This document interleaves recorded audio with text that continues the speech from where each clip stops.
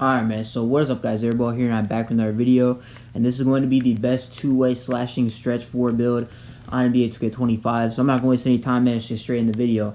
So I'm going to go right hand. Obviously doesn't really matter, jersey number doesn't really matter either.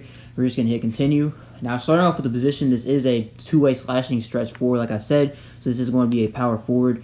The height is going to be 6'6". Like I said, it's going to be very, very undersized, I will tell you that. But this is meant to be an undersized big man build. Kind of not really with the meta, I would say. But 6'6" for the height. And the weight is going to be pretty high as well. We're going to go 265 for the weight. And the wingspan is going to be maxed out at 7'2". Now, the main reason why I want to go 265 here, you could go 261 actually to get the 92 defensive rebound. But the main reason we went with the max weight is just to get that 92 defensive rebound. So you get that gold rebound chaser.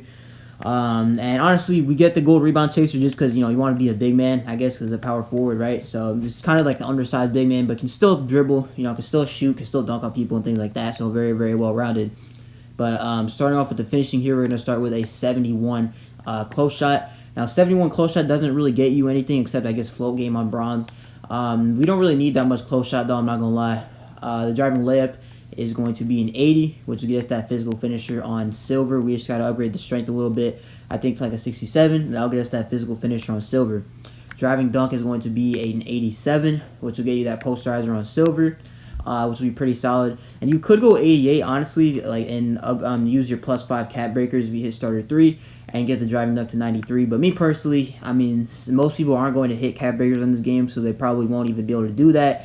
So you might as well just go 87, but if you are looking to get cap breakers and to make this build, I would say go 88 and then, upgrade the +5, get to 93, so you get the gold posterizer. But moving on to standing dunk, since it's so cheap on this build, especially on a 6'6", it's going to be an 81, which gets us that rise up on silver. If you guys just look at the overall difference, like if we go to the lowest standing dunk, I think 37 is the lowest we can get with 87. You guys see on the top left, the build is a 56 out of 99.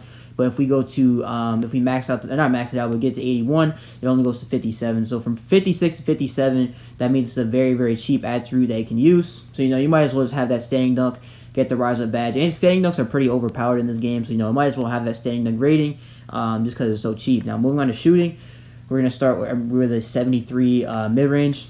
And we'll get an 83 three-pointer, which gets that bronze limitless range. We're also able to get silver set shot specialist, which is probably the most important badge in terms of shooting.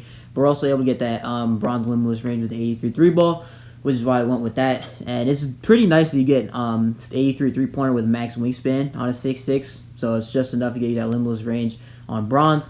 That if you really wanted to, you could max +1 that to silver with the 83 three-pointer. So yeah, very solid in terms of shooting. The mid-range is kind of low, but honestly it doesn't really matter that much considering you have a decent enough 3 to where you're able to hit shots pretty consistently. Now moving on to pass accuracy, we're going to go with a 71. This is just enough to get us that silver dimer, which will be pretty solid enough. You can get bronze break starter with 65, so I would say at minimum go 65. Me personally, I want 71 just to go with the silver dimer. And you could also go 75 if you wanted to get the break starter on silver. But me personally, I'm just going to go with 71 pass accuracy just to go right in the middle and get that silver dimer. Now, moving on to ball handling, it's not going to be that high. I'm not going to lie. It's not going to be that high. It's going to be an 81. So we get that silver handles for days.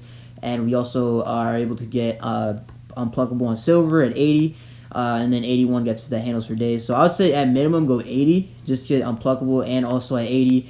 80 ball handle is like the threshold for a lot of the SIGs in this game. So you'll be able to get some pretty solid SIGs with an 80 ball handle, which obviously will help out your dribbling and things like that. So I would go 81 just to get the handles for days. But if you don't really want that handles for days for whatever reason, then I would just go 80 just to get the unpluckable. And like I said, most of the SIGs in this game. Now moving on to speed with ball, I'm going to go with a 75. Just get that lightning launch on silver. And honestly, like I said, this build isn't going to be that great at dribbling. But you still get 81 ball handle, you still get 75 speed with ball for the lightning launch, and you still get some silver dribbling badges that will still be decent enough to compete. And if you know how to dribble, if you're pretty skilled at this game, then I would say the ball handling and the speed with ball should be much of an issue. But you can obviously change it, however you want to. Now moving on to interior defense, we're gonna go with a 74. Now 74 interior defense gets us that bronze post lockdown.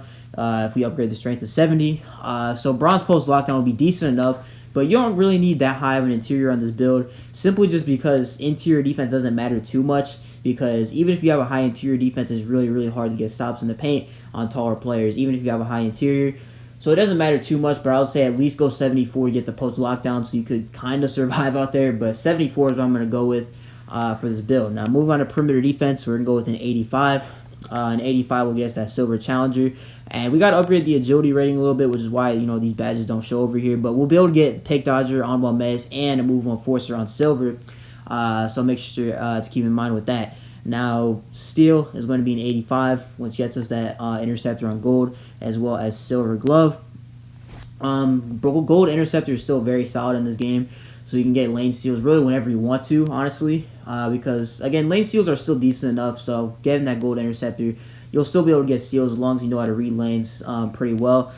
And then the offensive rebounding, or actually no, the block is going to be a 78, which gets us that high flying denier on silver. We just got up at the vertical a bit. The offensive rebound is going to be an 81, and then the defensive rebound is going to be max at 92 to get that gold rebound chaser. And again, that'll help out with playing big on the threes. I would recommend playing big with this build on threes. I think it would be really effective when playing as other bigs on the threes because they're mainly 6'7" and 6'8", so might as well. Now the speed is going to be 83. The agility is going to be a 78. And you guys see all the badges that we get here with the agility rating. The strength is going to be an 83 to get us that silver brick wall, as well as gold box out beast. So I think 83 strength would be the minimum you put on this build. If you want to go higher or lower, that's really up to you. But I would personally go 83 just to get those two badges that you guys can see right there. And then the vertical is going to be an 80 to finish off the build.